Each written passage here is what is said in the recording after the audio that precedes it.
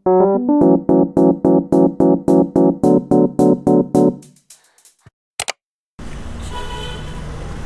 to Guimaras. Kami kong dala. Basta yung tote bag ko, hindi ko magamit. Okay, let's go.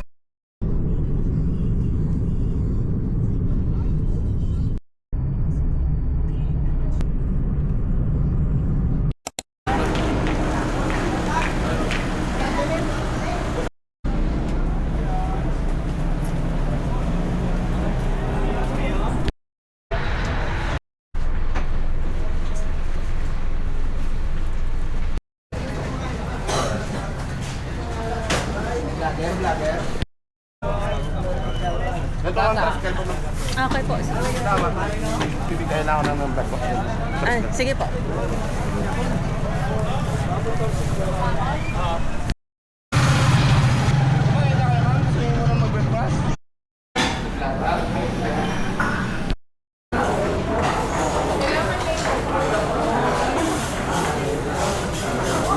Salamat. Okay na ba? Okay na po. Salamat po.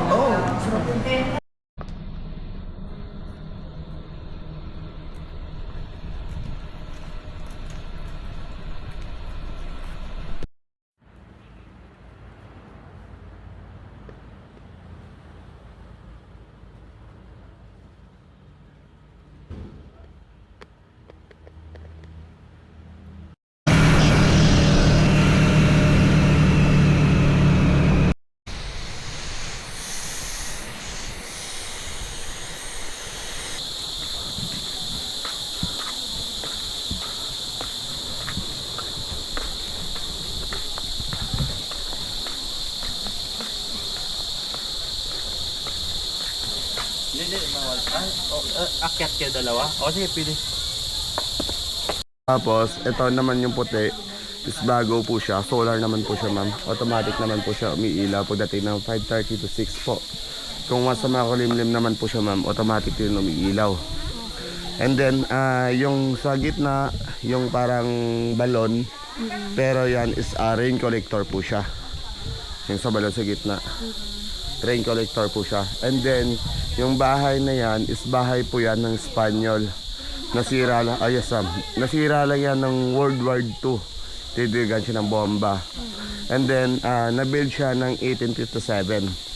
And then, yung bakal naman na to is mano-mano yung paggawa or pag-build po sa kanya. So, walang welding po dati. And then, lalo na rin ito, ma'am, yung ito po. Pinapasok talaga. Oo.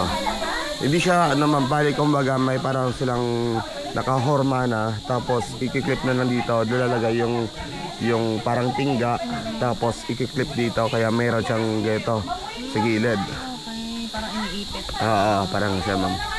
Ganon din ito.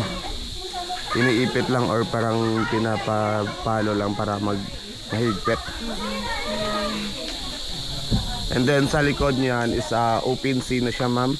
Kumbaga dagat na rin po siya. Overlooking. Apo. And then itong area is tinawag siyang GC Lighthouse. Nung binomba kasi ito, walang nailagay na pangalan. So walang alam na pangalan na ilalagay dito. So tinawag yun siyang GC. Ibig sabihin ng GC sa Tagalog is punet. Punit po siya, ma'am. Kaya GC. Oo. Tapos yung beach sa baba, is pangalan naman to dati is GC Beach. Pero ngayon, pinalitan naman siya kasi iba na may-ari ng Tahi Beach. So, napunit tapos tinahi. Okay. GC Rastahe. Apo. Yun yung dulo, yung sa dulo na yon. Yun pa rin siya, is apart pa rin po siya ng Iloilo. Pero papunta na yan ng Miagao to San Joaquin. And then yung pinakadulo is Antique na po siya, ma'am. Ibang ano na. Oo. Pero magkakalapit lang pala kasi tanaw. Oo, tanaw mo siya, ma'am. Pero pag once na travel mo to, is maabot pa siya ng 2 hours yung travel. Malayo pa sa Bacolod. Yung Bacolod ko parang isa't kalahati. Oo, ma'am. Pag tinitingnan mo na siya, medyo malapit lang siya. Pero yan, malayo na siya, ma'am. Kasi yung form niyan is pag ganito. Kumbaga, pa-side siya, palaki ng palaki.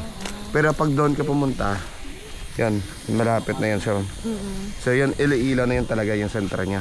Yun yung may port. Oo. Okay.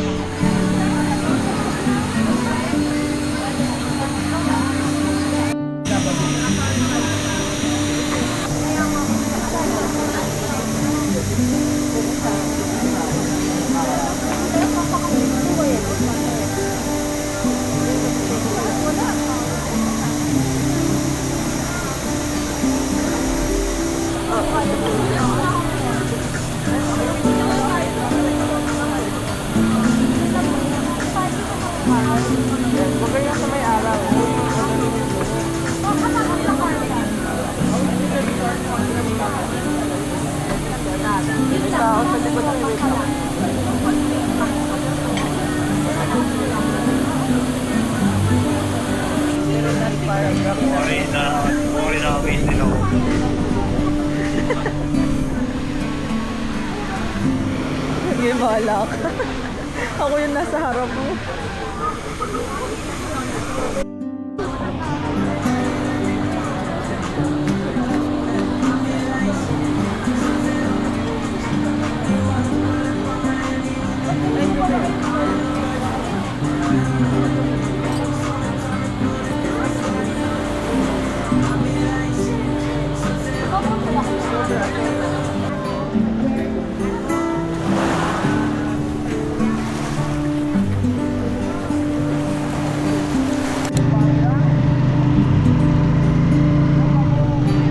Thank you so much, Kuya Dom. Thank you, ma'am. Okay, babalik ako. Hanapin kita Sige, ulit. ma'am. I-message mo lang ako rin dun sa TikTok.